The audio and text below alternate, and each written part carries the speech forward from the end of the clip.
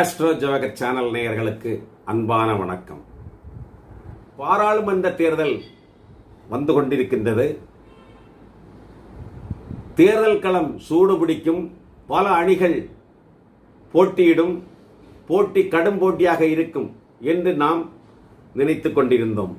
ஆனால் ஒன்றையுமே காணோம். ஒரே ஒரு அணி மட்டும் இருப்பதாகத்தான் தெரிகிறது. மற்றவர்கள் என்ன ஆனார்கள்? மற்றவர்கள் தேர்தல் வருவதற்கு முன்பே சுணங்கி விட்டதாக தெரிகிறது. எதிரணிகள் தேர்தலை சந்திக்க தயாரானதாகவே தெரியவில்லை.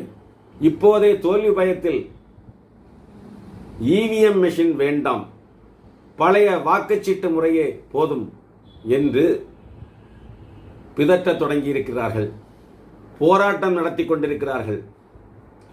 பொற்காலத்திலிருந்து நாங்கள் கற்காலம் செல்வோம் என்று அடம் பிடித்துக் கொண்டிருக்கிறார்கள். மோடி எப்படியும் ஜெயித்து விடுவார், அது உறுதியாகிவிட்டது. ஆகவே EVM machine, electronic voting machine மீது பழியை போட்டு நாம் தப்பித்துக் கொள்ளலாம். இப்போதே சொல்லிவிடலாம், எப்படியும் அவர்தான் வெற்றி பெறப் போகிறார். வாக்குச்சீட்டு முறை இருந்தால் நாங்கள் வென்றிருப்போம். எலக்ட்ரானிக் ஓட்டிங் மிஷினில் அவர் தில்லுமுள்ளு பண்ணி ஜெயித்து விட்டார் என்று சொல்லி வைக்கலாம் என்று இப்போதே நினைக்க தொடங்கிவிட்டனர்.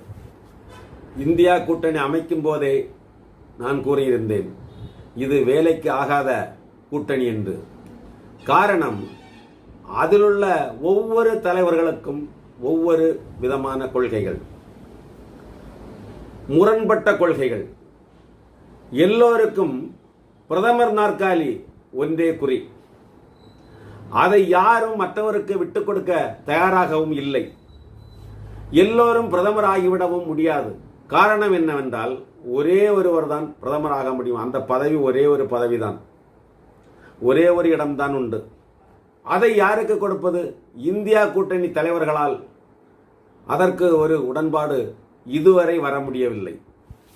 ஒரு பாத்திரத்தில் அடைத்து வைக்கப்பட்டுள்ள பல நண்டுகளுள் ஒன்று அந்த பாத்திரத்தின் மேலேறி விளிம்பிற்கு வந்துவிட்டது. அது தப்பித்து விடலாம் என்றிருக்கும் வேளையில் பாத்திரத்தின் உள்ளிருக்கும் பல நண்டுகள் அந்த நண்டின் காலை இழுத்து தப்பிவிடாதபடி மீண்டும் தங்களுடன் பாத்திரத்தில் ஐக்கியப்படுத்துவதைப் போல இந்தியா கூட்டணி தலைவர்களின் நடவடிக்கைகள் இருந்து கொண்டு இருக்கின்றது. அந்த கூட்டணி சிதறிக்கொண்டிருக்கின்றது. பல கட்சிகள் கூட்டணியை விட்டு வெளியேறிவிட்டன, சில வெளியேற காத்திருக்கின்றன. இந்தியா கூட்டணியில் இருக்கும் சில கட்சிகள் கூட்டணியில் இருந்து கொண்டே ஒன்றை ஒன்று எதிர்க்கின்றன. இந்தியா கூட்டணியில் இருக்கும் சில கட்சிகளின் முக்கிய தலைவர்கள் அந்த கட்சியிலிருந்து விலகி பிஜேபி பக்கம் திரும்பிக் கொண்டிருக்கிறார்கள். எதிரும் புதிருமான அணிகள்தான் இன்று இந்தியா கூட்டணியில் இருக்கின்றன. காங்கிரசும் கம்யூனிஸ்ட் கட்சிகளும் பல மாநிலங்களில் கூட்டணி. ஆனால் அவர்கள் கேரளாவில் பரம எதிரிகள். ஒன்றை ஒன்று அடித்துக் கொள்கின்றன, ஒன்றை ஒன்று வீழ்த்த துடித்துக் கொண்டிருக்கின்றன. ஆனால் காங்கிரசும் கம்யூனிஸ்டும் தமிழகத்தில் பாச கூட்டணி, இந்தியா கூட்டணியில் அங்கம் வகிக்கின்றன. மேற்கு வங்காளத்தில் காங்கிரசுக்கு மரியாதையே கிடையாது. அந்த அம்மா மம்தா பானர்ஜி காங்கிரஸை காலில் போட்டு துவைத்து எடுக்கிறார்கள். உத்தரப்பிரதேசத்தில், பீகாரில் மக்கள் மனதில் இல்லாத கட்சிகள் எல்லாம் இந்தியா கூட்டணியில் ஐக்கியம். இது அந்த கூட்டணியை எங்கு சென்று விடுமோ? தமிழகத்தில் உள்ள இந்தியா கூட்டணி தலைவர்கள் அனைவரும் வருகின்ற பாராளுமன்ற தேர்தலில் இந்தியா கூட்டணி வெற்றி பெற்று ஆட்சியை கைப்பற்றும் என்று இன்றும் மார்தட்டி கொண்டிருக்கிறார்கள். ஐயா, தேர்தல் இந்தியா முழுமைக்கும், தமிழகத்திற்கு மட்டுமல்ல. பிஜேபி கேரளாவில் கால் பதிக்க காத்திருக்கிறது. தமிழகத்தின் நிலைமை மாறிக்கொண்டிருக்கிறது. இந்துக்கள் இந்தியா கூட்டணியை, தமிழகத்தில் மாடல் அரசை உற்று நோக்கி கொண்டிருக்கிறார்கள். இந்துக்களின் ஓட்டு வங்கி திராவிட கட்சிகளுக்கு மிகவும் பின்னடைவை கொடுக்கவிருக்கின்றது. வரும் நாடாளுமன்ற தேர்தலில் விஸ்வரூபம் எடுத்து நிற்கவிருக்கிறது பிஜேபி அணி. இது உறுதி. மெஜாரிட்டி மக்கள் சிந்திக்க தொடங்கிவிட்டனர். இந்துக்கள் தமிழகத்தில் விழிப்படைய தொடங்கிவிட்டனர். குட்ட குட்ட குறிந்த இந்துக்கள் இன்று குமுறத் தொடங்கிவிட்டனர். சில திராவிட கட்சிகளின் தலைவர்கள் பேசும் பேச்சுக்கள், பேட்டிகள் பிஜேபி அணிக்கு வாக்கு சேகரித்து தந்து கொண்டிருக்கின்றது. இந்துக்களின் பாதுகாவலன் திராவிட மாடல் அரசு என்று அமைச்சர் சேகர்பாபு அவர்கள் கூறி வருகிறார்கள்.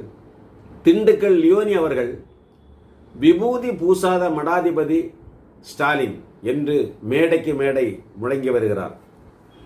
அப்போதும் இந்துக்களை அவர் மட்டம் தட்டதான் செய்கிறார். விபூதி பூசுவது என்ன அவ்வளவு கேவலமா? இந்து மத சம்பிரதாயங்கள் விபூதி, சந்தனம், குங்குமம் பூசுவதை எவ்வளவு இகழ்ச்சியாக மட்டம் தட்டி கூறுகிறார் பிரீதி மொழிதல் அணியில். நீங்கள் இந்து மதம் தவிர்த்த மற்ற மத சம்பிரதாயங்களை மகிழ்ச்சியுடன் கடைபிடிக்கத்தானே செய்கிறீர்கள். குல்லா போடுவது பெருமை, விபூதி பூசுவது மடமை, அப்படித்தானே?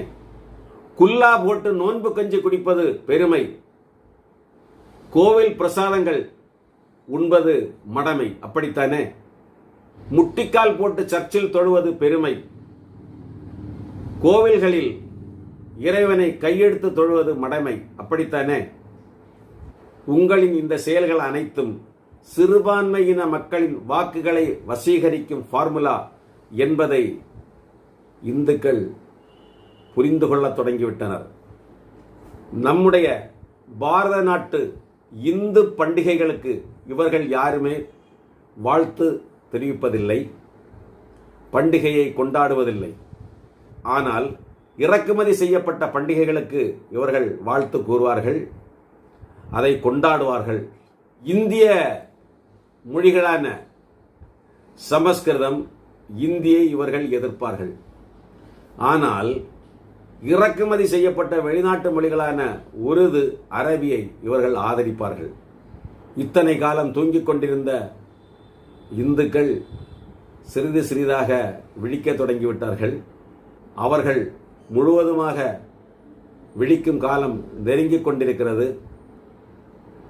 ஆட்சியில் இருப்போர், ஆட்சிக்கு வர துடிப்போர் தங்களை மாற்றிக்கொள்ளுங்கள். நேயர்களே, இனி அடுத்தொரு பதிவில் சந்திப்போம். நன்றி, வணக்கம்.